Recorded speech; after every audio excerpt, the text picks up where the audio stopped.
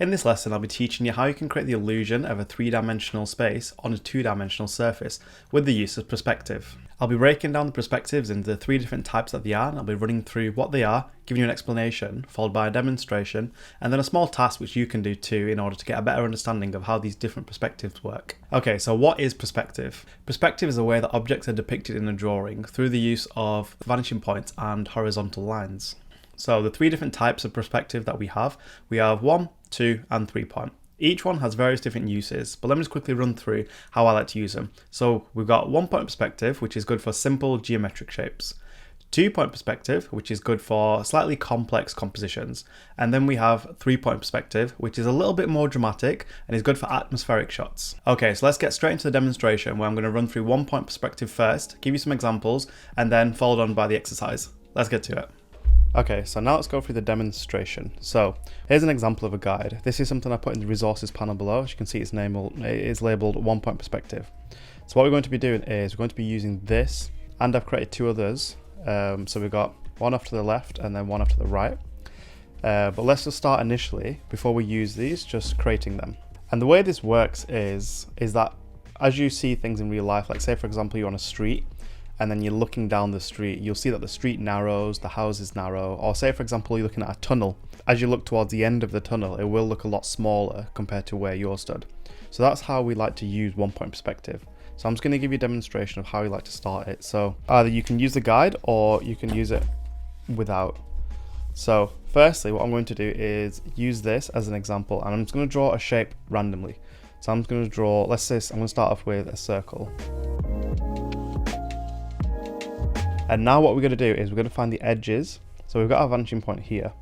So we're going to need to find the edges of this shape, and then we need to take that back to the vanishing point.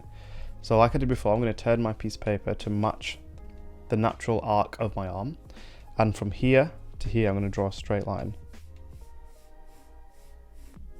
And then same for hand. I'm not pressing hard on this at the moment because this is just a guideline.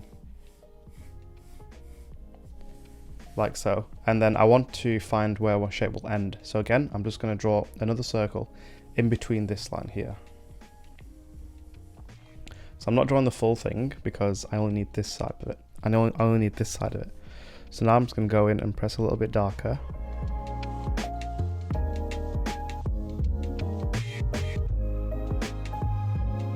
Just like so. So what we're going to do now is I'm going to fill this with loads of different shapes.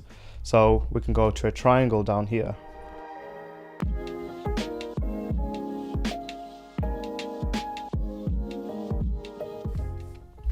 So I'm not going all the way to the point, I'm just making sure that I'm imagining where this point is going. And then from there, then all you can do is you're going to match this line. So say I want this a little bit shorter.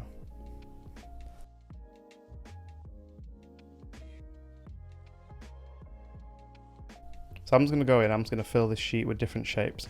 You feel free to follow along as I'm doing this, just to kind of get the practice of getting used to drawing these vanishing points. As you can see, the main thing is whichever points can be seen by this vanishing point is the lines that you, because like say for example this one, you can't see this from the, it's going to be blocked, so there's no reason to draw a guideline from there to there.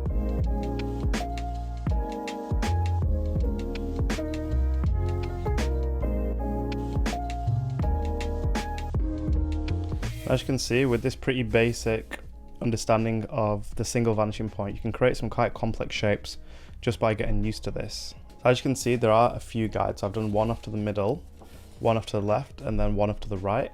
So do feel free to use these if you are finding them handy. But like I said, when you are starting it, all you are doing is drawing the single point and then making sure all the lines do go back to that vanishing point. As you can see, just that in itself, you are creating some sort of structure. So this is good, like say for example if you want to create the effect of like things are coming out towards you, this is really helpful for that.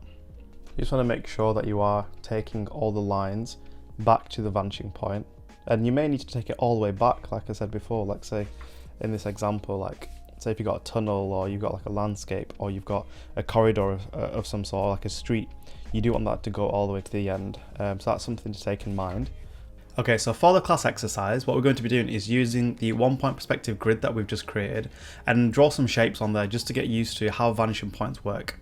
In the resources, there is a sheet related to this class with a grid already drawn out if you don't want to draw the whole grid again, and you can use it as a guide like in the previous lesson where you put it behind the piece of paper and then you can just draw on top of that. If you do find it helpful, feel free to just use a ruler instead of drawing the freehand, just to kind of get used to the perspective, the vanishing points, and how to build a shape whilst using the vanishing point initially. Then, like I said, with the practice, once you get better at drawing the straight lines, then you can scrap the ruler and then you can just continue as you are. So what I'd like you to do now is, for the exercise, I want you to go ahead and I want you to fill a sheet. So similar to what I've done here, I want you to fill a full sheet of just random shapes, just getting used to creating this vanishing point and then the shapes. So what you're going to do is you're going to get a blank piece of paper and then you pick anywhere where you put a vanishing point. So say I want to put one here. So what I want you to do now is initially just start off by just drawing a shape anywhere. So we can start off by, say, drawing a triangle here. So I just want you to start off by drawing a triangle with your vanishing point. I'm just going to label this. So I'm going to label that your vanishing point. So I want you to go in and the lines that can be seen by the vanishing point, so not this one, these two, I just want you to go ahead and using what we practiced in the first lesson, the straight line, let's go ahead and add that in. And then with this, you just want to make sure you're matching the angle of this line. So all the shapes that we discussed in the previous lesson where we're drawing 2D shapes. And remember, I want you to draw from your elbow and your shoulder, not from your wrist, to get that nice, smooth, circular line. So say, for example, this point is quite far away. If you do feel more comfortable using a ruler, then feel free. So say, for example, you want to match this to this, and do feel free just to use something that already has a straight edge to kind of give you a little help. Because it can be quite hard initially, so don't feel like you have to draw the straight lines initially. So as you can see there, like it is further away, and then you can go in and just draw the horizontal and the vertical. So what we are aiming for here is, I just want you to practice getting used to visualizing shapes. And one thing I do want to suggest or say is, wherever the vanishing point is, this is called the horizon line. This is the horizon line. So anything below is, so imagine that you're stood above this object, so you're looking down upon it. And anything that's above this it's almost like you're below it, so you're looking up at it. So this is something to take in mind as well, that when you are planning to draw something, going back to these sketches, if you are to draw something, say for example that was at eye level, and that was at eye level, but say if you're wanting to make it or give the illusion that you're looking up at something or looking down at something, it will depend on where you start drawing the object. So wherever you put your vanishing point is crucial, because that will depend on the view that the person who's seeing your drawing or your art will get of your work. So what you to do now is you to go in and fill this full sheet with shapes, as many as you want, until you feel like you've got a grip of how to use the single vanishing point.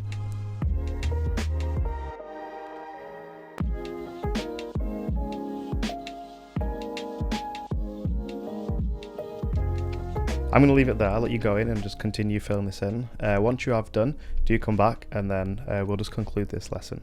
Here's a little tip that I like to use. So in order to get better straight lines, instead of looking at the edge of your pencil, if you look at where your pencil's going, your arm is more likely to create that straight line as opposed to looking at where your pencil is and then every so often glancing over to the vanishing point. Okay, so that was 1 point perspective. In the next lesson, I'm going to be building upon this and we'll be looking at 2 point perspective.